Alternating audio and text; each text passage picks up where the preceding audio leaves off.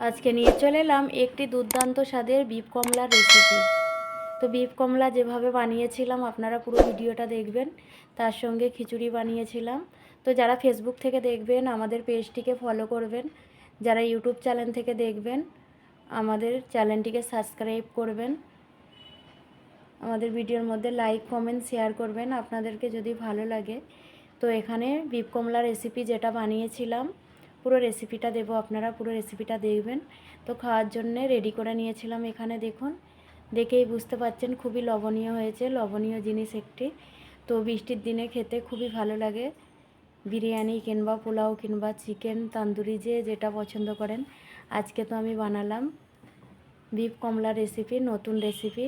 তো এর আগে আমি ভিডিও দিয়েছিলাম না, আজকে প্রথম ভিডিও দিলাম। এর আগে বানিয়েছিলাম, এটা খেতে দুর্দান্ত হয়েছে। তো আজকেও বানিয়েছিলাম, এটা দুর্দান্তই খেতে হয়েছে। তার সঙ্গে আবার খিচুড়ি, আবার আজকে বৃষ্টি হচ্ছে, সব মিলে মিশে একই, খুবই সুন্দর হয়েছে। আর এখানে দেখুন রেসিপিটি রেডি করে নিয়েছিলাম, কমলা দিয়ে বানিয়েছিলাম তাই সাইডে কমলা রেখেছিলাম। আর এখানে দেখুন রেডি করার পর চলুন দেখে নিন। এখানে 3টি কমলা নিয়েছি আমি।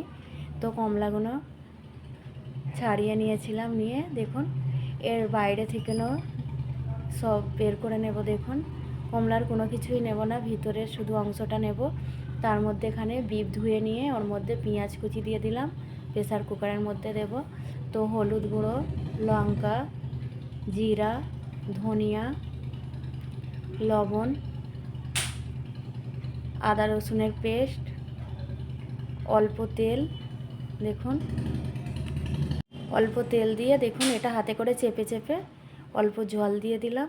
তো এটা হাতে করে চেপে চেপে মাখিয়ে নিয়েছিলাম। আর এটা বরফ হয়েছিল তাই এরকমই। আর এটা 4টি সিটি দিয়ে নিলাম। দেখুন তো সিদ্ধ হয়ে গেছে। এখন কিভাবে বানিয়েছিলাম আরও দেখুন। তো এখানে পেঁয়াজ লাল করতে দিয়ে দিয়েছিলাম। পেঁয়াজ যখন লাল হয়ে গেছে ওর মধ্যে আদা রসুনের পেস্ট দিয়ে দিলাম, দিয়ে ওর মধ্যে হলুদ, লঙ্কা, ধনিয়া, জিরা, তো সব মশলা অল্প অল্প দিয়ে দিলাম।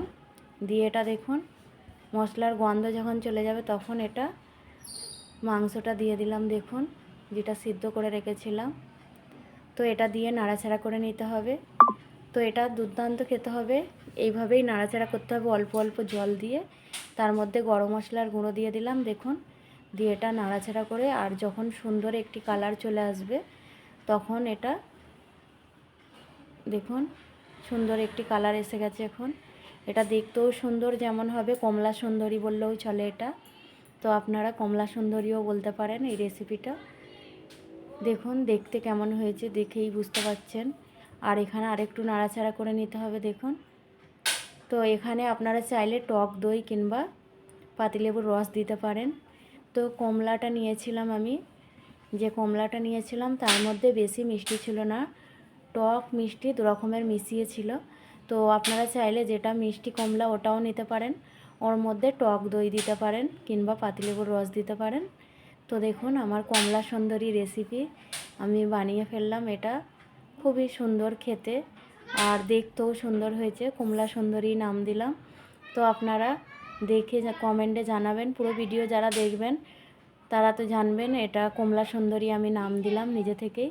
আর এটা খেতে দুর্দান্ত হয়েছে, কমলার যে একটা সুন্দর গন্ধ সেটাও সব খুবই ভালো হয়েছে। আর এখানে বৃষ্টি হচ্ছিল দেখুন। তো আজকের ভিডিও এখানেই শেষ করলাম। সকলে ভালো থাকবেন, সুস্থ থাকবেন।